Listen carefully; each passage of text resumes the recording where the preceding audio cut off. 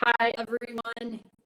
Thank you for joining our second episode in our webinar series, The Art of Measuring. Today, I'm joined with Master Tailor and Designer Arnold Roberti and Assistant Designer Matthew Reutes. The topic of today's session is the art of measuring body descriptions. So after today's webinar, and again, you'll have access to this webinar on our resources tab under your online login.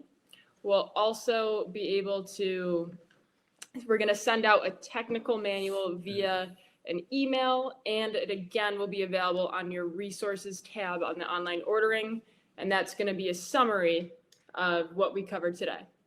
So after today's session, you're going to feel much more confident looking at a customer, learning their body measurements and descriptions, and then having a great understanding of how these different descriptions for a client's build affect the pattern, which should save you money in alterations and exceed your client's expectations in the long run. So I'm going to hand the session over to Arnold today. Good morning, everybody. Welcome to part 2 of Adrian Jules' continuing education. I hope that everyone is safe and healthy, and it's just good news to hear that we're starting to get out of this pandemic, which means we can all start visiting our clients again and starting to build up our sales. With the vaccine getting more distributed throughout the United States and the cases of exposure being reduced, we all can't wait until we can start seeing clients again selling some fabulous clothing. And I hope everyone's awake today because daylight savings time started on Sunday, and I'll tell you, it's still dark in the morning. I'm not used to getting up that early. Let me talk to you a little bit about your ordering, your measuring, your body descriptions. Today last session we covered measuring with a tape measure. What I want to cover today is body descriptions. When you send an order to a factory, your order is like a blueprint, much like an architect's renderings of a building. There's 3 important steps on filling your order form. First, you select your style and your details. Then you have your actual measurements that you take on the tape. And lastly, body descriptions.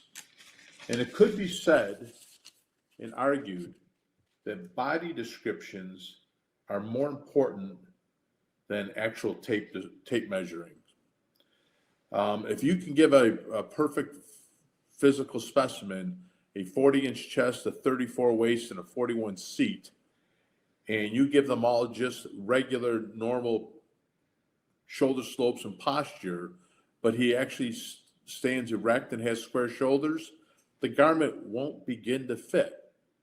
So here's where your body descriptions and your postures and your most valuable tool, your eyes, play an important part in constructing a garment and having a successful delivery to your client.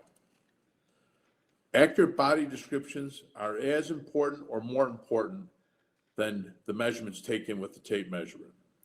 An accurate body description will ensure a great fit and save you a lot of money on alterations. First, we start with having your client in a relaxed, normal state. A lot of gentlemen, once they know they're going to be measured, tend to stand at attention. That is, they stand more erect, they throw their shoulders back, they throw their chest out, they suck their gut in, and it's more of a military stance. If you measure a gentleman in this posture, the finished garment will not begin to fit. It's important to talk to your client, to make that client understand that he needs to be a relaxed and normal state. Sometimes what I'll do is I'll put my hand on each shoulder just to relax them and say, hey, just relax, take a deep breath, exhale, and let me start the measurement process. We're going to review body descriptions today. Again, I want to repeat, your eye is your most important tool. Before beginning to measure posture, shoulder slopes, chest, back, and seat for a jacket, you should stand back and look at your client. Survey your client. You should know what a normal posture looks like and what square shoulders look like, or an erect posture, or a low shoulder. When I first got involved with measuring, I took a noontime visit to a busy intersection in Rochester where a lot of people were walking. Not many people had jackets on. So I was able to look at hundreds of people and look at their body stance, the incline, and their shoulder slope to help me learn what a square shoulder was, what a slope shoulder was, what an erect posture was, what a stoop posture was.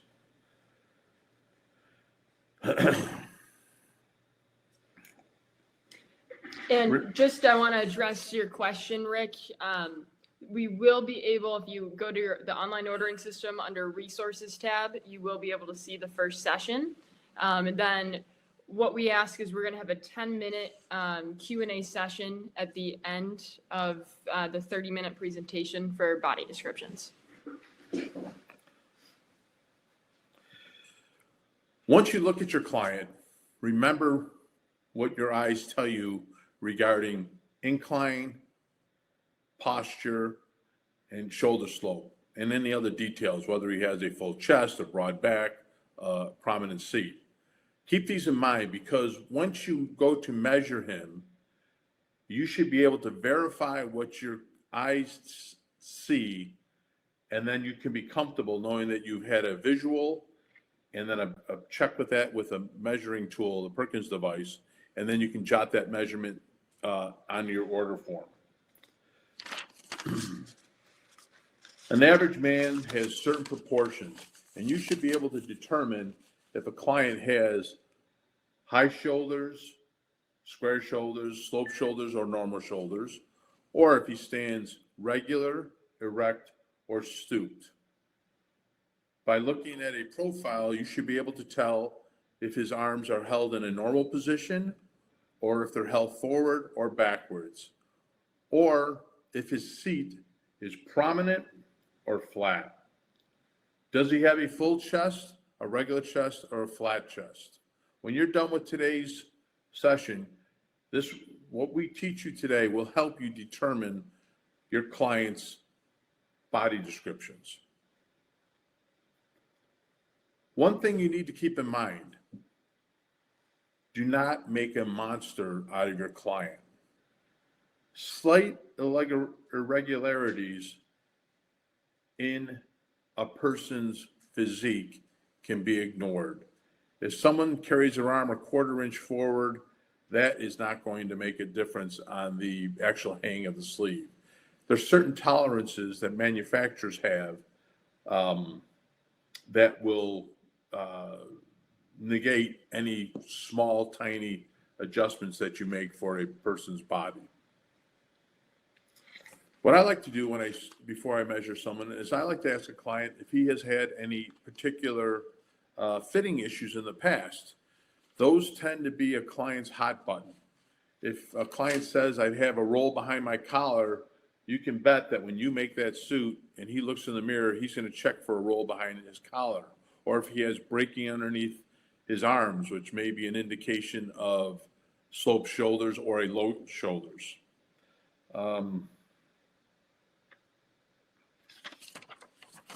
So with that being said, let's start with some measuring. I'm going to start with body descriptions. We're going to start with posture. And to do that, I'm going to have my assistant, Matt, act as a model.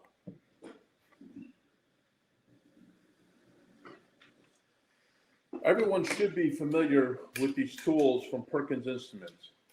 This is an incline device.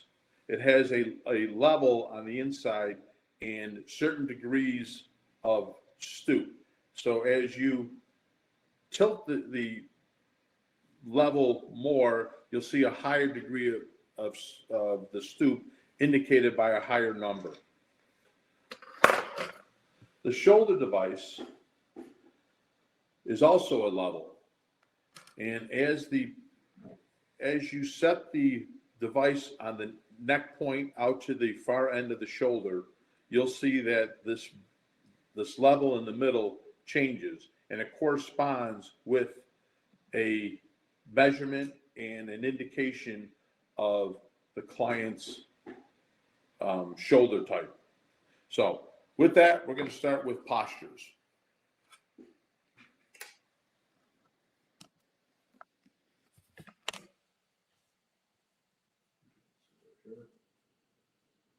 Okay.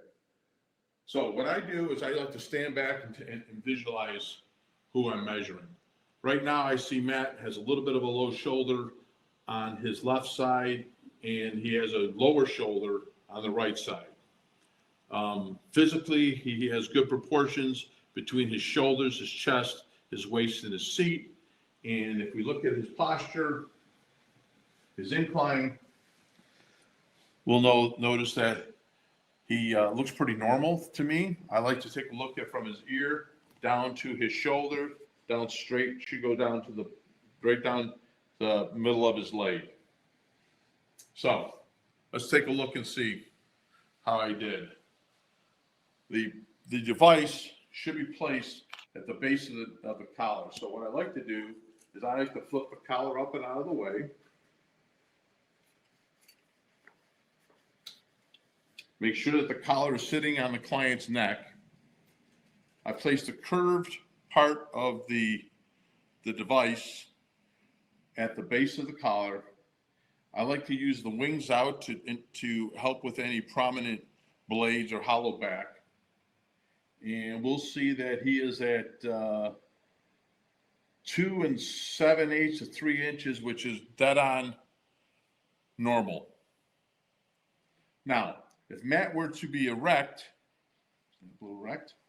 you would see that this would come more, he would be straighter, and this number would decrease from 2 7/8 to right now it's 2 inches. I don't know if you can see that bubble that well, but he changes from 2 7/8 to 2 inches. And if he was more stooped, that would be with his body tilted forward. There we go. You'll see that the number changes from he actually is at 2 7/8 all the way to 3 7/8. So by doing this, you can see that if you were to stand on a corner and watch 100 people walk by, you can determine who has a stoop posture, who stands more regular or normal, and who stands very erect.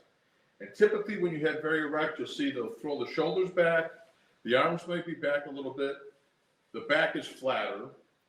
As you stand stooped, you'll see that the back is broader, the arms come forward a little bit, and they tend to be a little flatter in the chest. So if someone's wearing a jacket, what indications when they're wearing a jacket do you see on an erect posture versus a stooped posture? All right, for that, let's put a jacket on Matt and see if we can't show that. Okay, so right now we'll take a look at his back. You'll see that the collar hugs his back nicely. It looks pretty clean. This is just a stock size 40, wasn't made for Matt. It's clean through here. The front lays nicely. Chest is clean.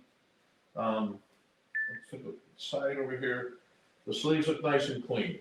Okay, now Matt's a regular, the jacket's a regular, and we like what we see. Now, if Matt stands erect, they'll stand back further, and you'll see there tends to be length in here. You'll have extra cloth down through here. Sometimes you'll see some ridges in through here, and that's because the distance from the base of the neck to the bottom of the coat is shorter in the back than it is in the front.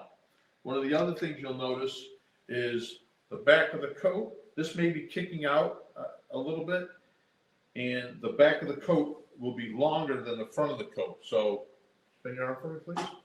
You'll see that it hikes up a little bit in the front. So that's another indication of someone with an erect posture.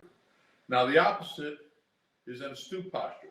When someone stoop forward, go look forward, more. A lot of times you'll see that there's a gap in the neck, that you'll see some horizontal wrinkles from the neck down to the waistline. You can see this right through here. The tail will kick out a bit, and you'll see that it's shorter in the back than it is in the front. So that's an indication of someone who has a stoop posture. So it's really, if you have the opportunity to try a stock size garment on somebody, this helps you out tremendously in helping to determine incline and shoulder slope and low shoulders. So. And what is great as well is when you indicate these body descriptions, the pattern's adjusted to accommodate some of these issues. So the longer length in the front versus short in the back, we'll cut the pattern to adjust for that. So even if your client is erect or stooped, the jacket is in balance like a regular coat. Okay, let's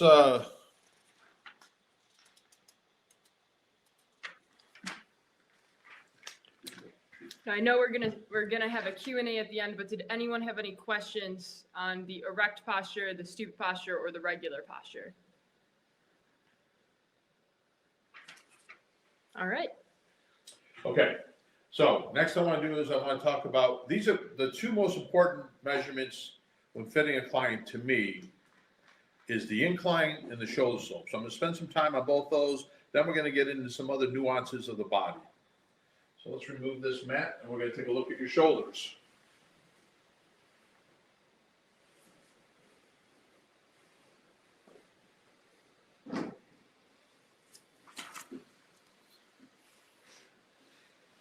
Okay, so again, once we go to measure somebody, we stand back and take a look at his body from a distance, and remember those in your mind. I like to take the measurement on the methodically every time. So I like to start with the right side and then go to the left side. I find that make sure that the collar is fitting his neck and is resting on his neck. I like to find the neck muscle here, and I place the curved portion of the device, on his neck. And then I look at, and you place the end of this on the highest point on his shoulder. So Matt has a right shoulder of 3 1/4 inches. On the left side, we see that Matt has and this should be just resting on his shoulder, not putting any pressure. On the right side, he has 2 3/4. So, I'm sorry, on the left side is 2 3/4, the right is 3 1/4. So, as we noticed before, his right shoulder, and you know what, this shows up opposite. I know, I'm waving my hand, this is Right side. Is actually lower than his left side, which we verify that with the device. Now, if Matt has regular shoulders, Before we go to regular shoulders, what type of breaking and where should we be looking for breaking on a jacket? Where would the wrinkles or breaking typically land on sloped shoulders? okay, so sloped shoulders, what you end up seeing is breaking right through here on the front of the jacket. It usually comes right from the neck point, right to the bottom of the armhole, and on the back from the neck to the armhole. So the difference on a stoop, you'll see it breaking at the waist, but on a sloped shoulder, you'll see it breaking here. And you can double check that just by picking up the ends of the shoulder, and you can see that cleans up the back. Great. Okay. Let's let's take that to regular shoulders. So Matt's gonna try to emulate regular shoulders. This is not easy to do, but that would be a 2¼ inch slope from neck point to the end of the shoulder on a Perkins device. You would see on a regular garment, it would be a nice clean fit, no breaking underneath the armholes, no roll behind the collar. If you have square shoulders or half high shoulders, you'll see much higher at these points over here. And by putting your device on, you can see that this is, Matt's exaggerating here. It's 1 inch over here, 1 inch, 1¼ over here. So that's a very square shoulder. Now, I'm going to put a jacket on Matt and show you the difference on a square shoulder and where that might show up.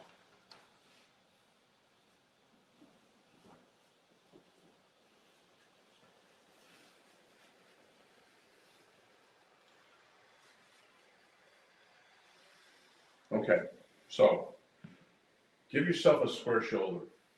Okay, a couple indications over here. You'll see that the jacket may, not always, but may come off the neck, off the chest over here. Okay? What you see most of the time, though, is you'll see wrinkling right through here. Not all the way down the bottom of the coat like you see on a erect posture, but right through here. And typically, you can pinch this and maybe pin it so you can determine how much that needs to be cleaned up. It usually starts from the ends of the shoulder and gradually gets more toward the middle of the back.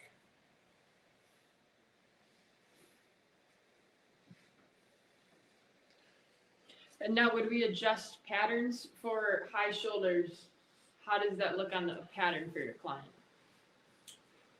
So once we make an adjustment for a square or high shoulders or slope shoulders, we actually adjust the armhole and the ends of the shoulder so that it goes down for a slope shoulder and cleans up any of the sloppiness underneath the arm, or we cut it higher for a square shoulder to accommodate his shoulder and through here. So we like to have a garment, when it's finished and cut properly, look like it's painted on the body.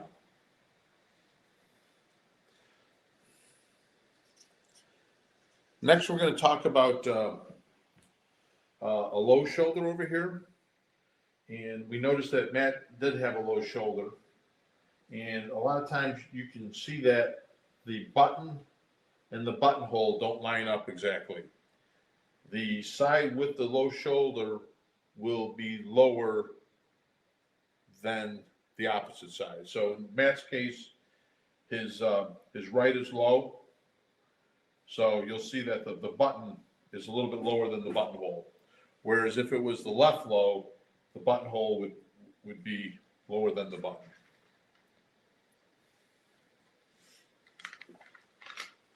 One more thing, like Matt's got the jacket on. I had one comment about low shoulder.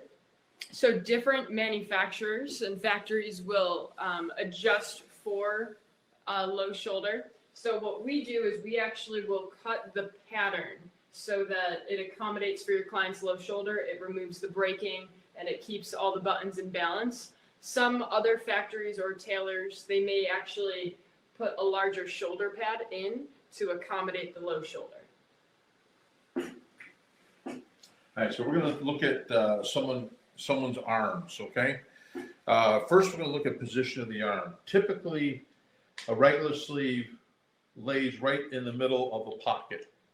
If a customer has a erect posture, one of the indications on that, a lot of times I'll carry his arms back. You'll see that the sleeve comes toward the back of the pocket, and you'll see some breaking, some excess fabric in the back over here. Whereas if he carries his arms forward, the sleeve will be to the front of the pocket, and you'll see some breaking in the front of the sleeve here. So what we do is when we cut the sleeve, we adjust the sleeve to either hang forward for forward pitch shoulders, for forward arms, or we cut it so that it hangs back.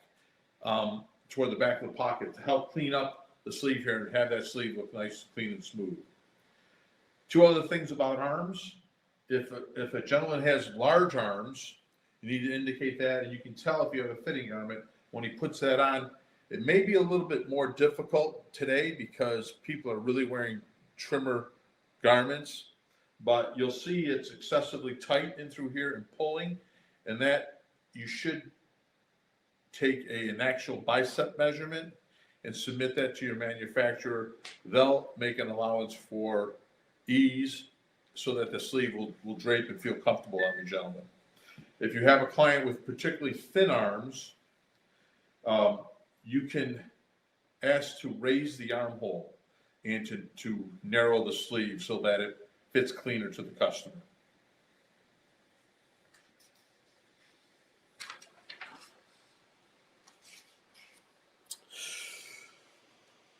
If a customer has a prominent seat, typically what you end up seeing is this sticking out a bit and opening up and putting some pressure on the back of the seat here. If he has a flat seat, you'll see that extra fabric laying here, and you can look in the back and there'll be extra fullness along here. Either way, those are measurements that you need to visualize, and it's important to take a proper seat measurement so that your manufacturer can cut the seat to fit your client. Now, we have a question about the bicep. What's the standard slack or ease in a finished bicep that you'd recommend? You know, we used to cut a 2 1/4 inch ease. Right now, I think you're seeing closer to 1 3/4 and 2 inches. The garments today are just snugger cut than in the past. And Matt's sleeve is, that's about 3/4 or maybe an inch, that is.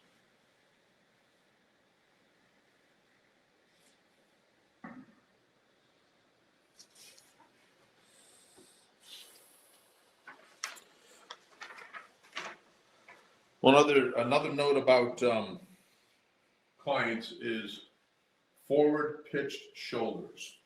Typically on a forward pitched shoulders, when a customer puts that on, you'll see some tightness in this area with the shoulder pushing. You may see some breaking across the top of the shoulder over here.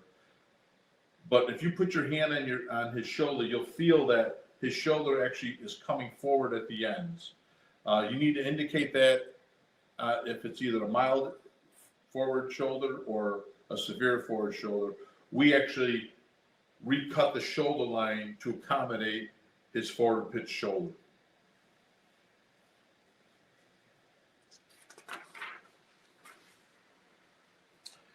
One more. Now this is in today's styles, Matt really fills this out, but it looks very nice on him. You may see a jacket which is too large in the point to point and sloppy, or if they're completely breaking out and their arms are sticking way out here, the point to point is too small. So you need to take that into consideration when you give your point to point measurement. If you notice that your client is a bodybuilder and he really works out a lot, they typically have what I call a thick upper body. And by thick, I don't mean wide. I mean front to back is very thick. You can say front to back is thick. So in order to accommodate that, not only do we need to get more circumference, but we need to get more length over the top of the shoulder so that it fits his chest, his armhole, and his arm.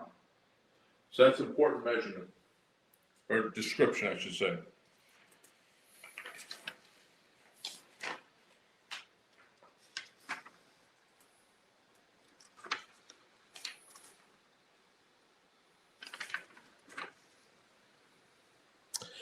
Let's talk about necks. Before we get to necks, we just had a question over here. What will show the need to rotate the sleeve to the front or to the back? Okay, good question. Good question.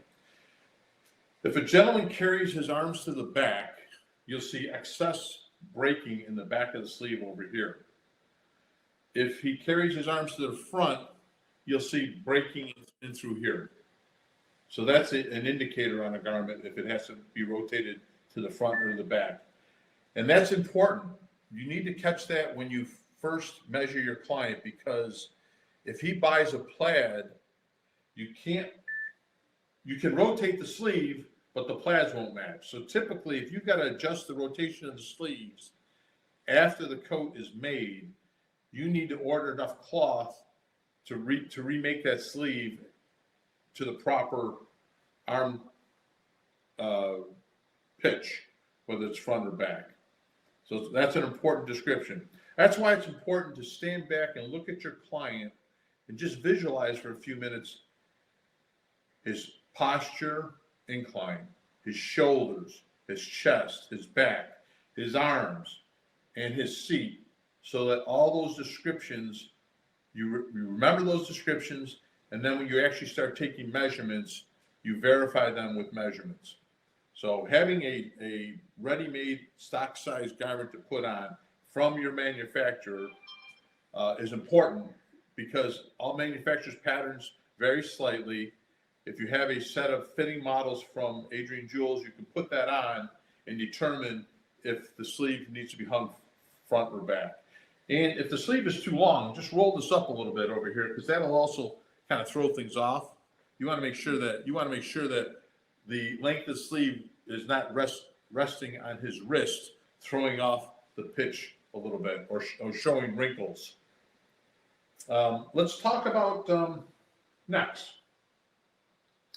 A long neck typically is just like it sounds. You'll see that the shirt collar is much higher above the coat collar.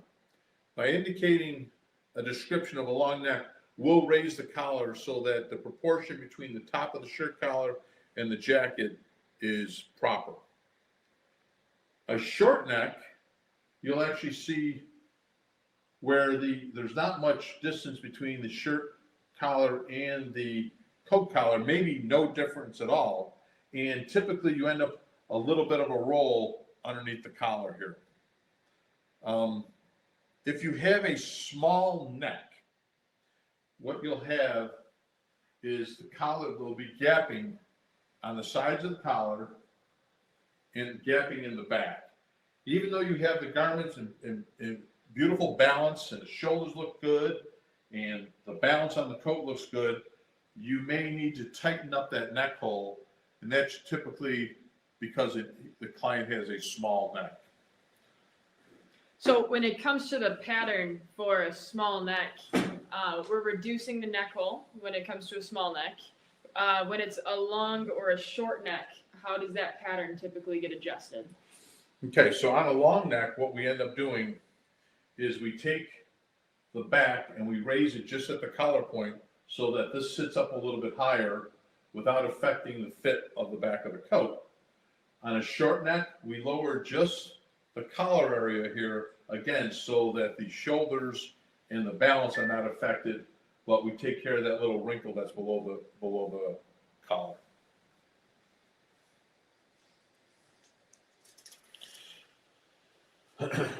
Let's take this off. Well, leave it off right now. Take it off.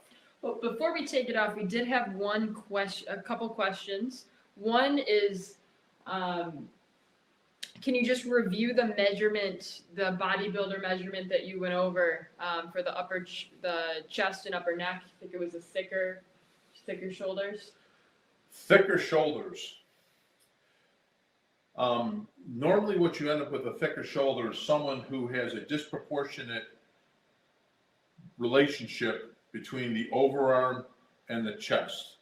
So a typical difference between a chest and an overarm is 5.5 to 7 inches. Once you start getting more than 7 inches, you've got to notice why is that? You know, that's something should trigger. Why is that? Does he have extraordinarily large arms, or is he just visually, there is no measurement for this, but is he visually thick front to back?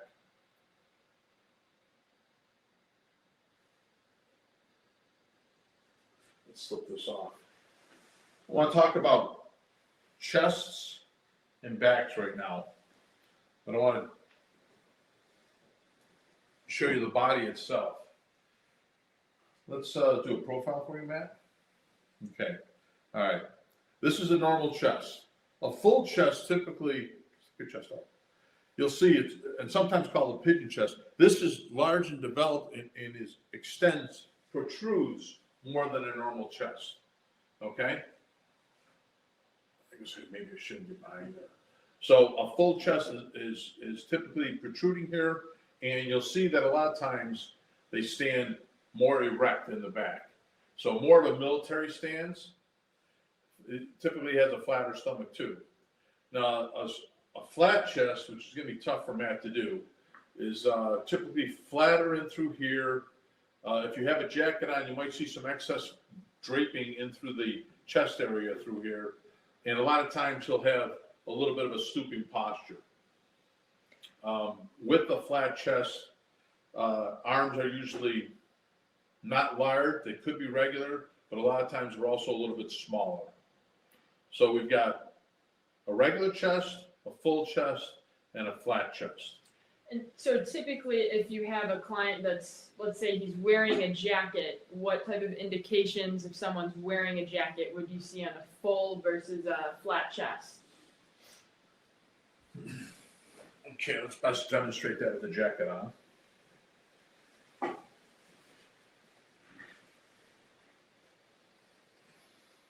Okay, on a flat chest, why don't you button my phone, man? A flat chest, you'll see excess breaking and fullness under in the front of the coat, inside toward the middle of the garment, not at the armhole, and it'll just be too big and through here. A full chest, a couple indications. Give me a full chest. You're going to see that the chest lapel line does not lay on the chest properly. You may see some upward pulling on the coat. You'll see some indication where the fronts start to overlap a little bit, and you'll see the front of the coat, full chest, front of the coat shooting up. So that'll be a good indication on a full chest. And what are some different ways that a pattern maker may accommodate the client's pattern for a full chest or a flat chest? Okay, so there's a couple different ways that the designer works on determining on what needs to be done on a full chest. Sometimes we open the chest to give more length through here. Other times we give more length at the top of the shoulder, but we actually close this down to tighten that up over the chest. And sometimes we'll just add across the top of the shoulder. We'll determine if we need to add width across the chest when we look at the measurements. Do you sometimes add a chest dart if there's a extremely prominent date? That's a good point. Yeah, once we have a full chest, we also add a dart underneath the lapel. And what that does is it gathers and closes and tightens things up at the neck and the chest point, but it creates fullness right in this area here, which is what you need for the full chest. Then did you go over a flat chest accommodation? Flat chest, typically what we do is we clean out the chest, we reduce the chest line width over here to the side body. On backs, you'll see that you can have, you could have a few things. Either it's a narrow back on him and you'll have excess fabric through here, or it's a wide back and you'll see some pulling through here. If he has a hollow back, meaning that he has prominent blades and he's hollow in the middle, we'll adjust the center seam. We'll take that in just a fraction to clean that up. If he has very full prominent blades, we'll actually add cloth to the middle or to the ends to accommodate for his prominent blades through here. So this right here, you need to look at some of these things and determine where the customer is. If he has lines across here, now is that because he has square shoulders? Is it because he stands erect? Or is it because he has, the back of the half back is too tight, or he has prominent blades? That's where you've got to take your understanding of the human body and how that fits with your client. Great. So we have a few questions here. One would be if your client does not have a jacket that fits him through the point to point, how do you recommend taking a point to point measurement? Okay, if it is too big, that's an easy way to take the measurement than if it's too small. If it's too big, you should always carry pins with you along with your tape measure and so forth, and you can actually gather the coat and pin it up until it looks comfortable over here, or it looks proper, and then you can measure the distance there. So if it's too big, it's easy. Take a pin it till it's proper, then take a measurement. If it's too small, a lot of times what I'll do is I'll measure the coat itself, then I'll take the coat and the jacket off, and hopefully his shirt fits better than his jacket, and I can take a measurement for his shirt yoke and subtract a half an inch. Then what is going to be the best way when we send photos to our designer to send photos without a jacket on and just a shirt, or with a jacket and with a shirt? Okay. First, I want to see the human body. So we like to take photos with the jacket on. Now, what's important, very important, is to make sure, first of all, that he's not wearing a blouse or something too, it's got to be somewhat form-fitting, or we can't tell what the body is underneath the garment. So make sure he tucks his shirt in. He's not wearing an untucked shirt. Tuck it in. Make sure that it is as tight-fitting as possible. We like to have a front, a back, and then a right and left profile. And while you're taking these measurements, especially with camera phones and digital photography, they are deceptive. Make sure you are 100% squared perpendicular to this person so that you're not taking it a little bit on the angle. That completely throws everything off. You want to take a completely perpendicular profile, a back, and you don't want it low, you don't want it high, you want it even, because digital photography throws it off. And you need to aim about here, but get the whole body. So we can take a look at the trousers also. We want to take a look at knees. We're not going to get into body descriptions on trousers today, but there's other things on the trouser we want to look at. When you take a front view, again, we want to make sure we get the top. You're going to aim the camera here so we can see the shoulder slope. If I took a shoulder slope that was this far off, it completely throws the jacket off. Yeah, and to show this, I'm just going to tilt this so you can see that or that is going to be a lot different than just being straight on. So make sure you take your time, even if you have to ask your client to move a little bit, or if you have to position your client, stay like this, and you position yourself to make sure you take a perpendicular shot. If I take a shot like this, which is like this, I can't tell his posture, or like this, I can't tell his posture. But if you give it square on, this gives me a pretty good idea of where his posture is. So that's it for cameras. Very good tool. You should always take the 4 photos of your camera. If you have one of our garments to try on somebody, I would go ahead and try that garment on. If you can do anything to improve the garment, shorten the sleeves, which you can take a finished measurement then, or a pin in the back if he's got a little bit of a roll or something, I would also I would do that when I take the photo and indicate how much you're pinning that so that we can do a better job correcting the pattern for that individual.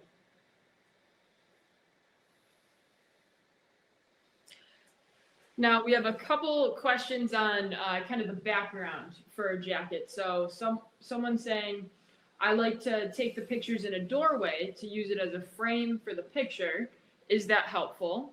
So that's one. And another is if we have a grid, is that helpful to put behind the photo? Okay, you're talking about two great, you guys must be advanced members over here.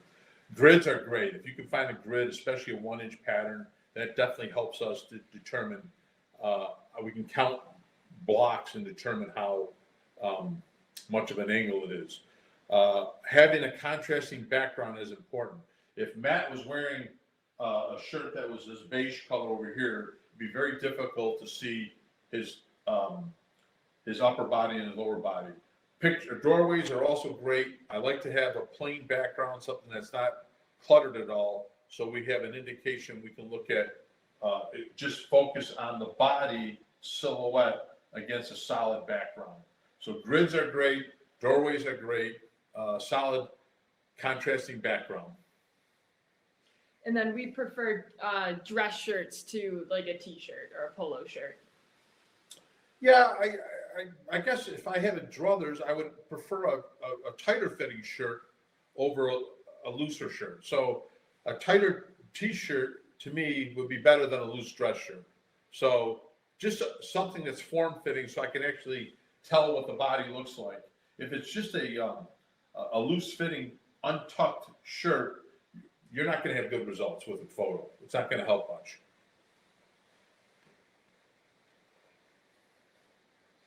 All right, do we have any more questions?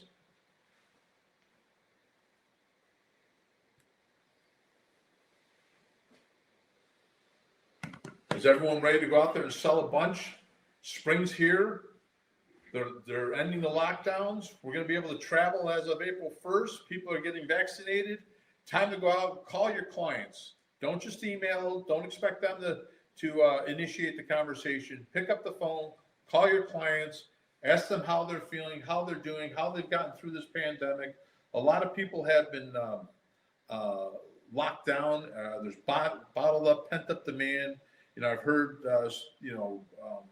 indications from economists that we may be hitting into the roaring 20s as soon as things loosen up. But we certainly know that there's pent up demand, and savings is as the highest it's been in years.